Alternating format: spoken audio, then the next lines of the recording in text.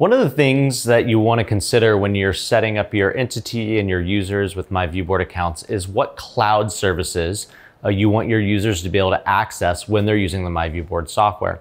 For example, if you are an Office 365 business, then you might only want to allow access to OneDrive. However, you could allow your users to have access to both OneDrive and, say, a Google Drive account at the same time.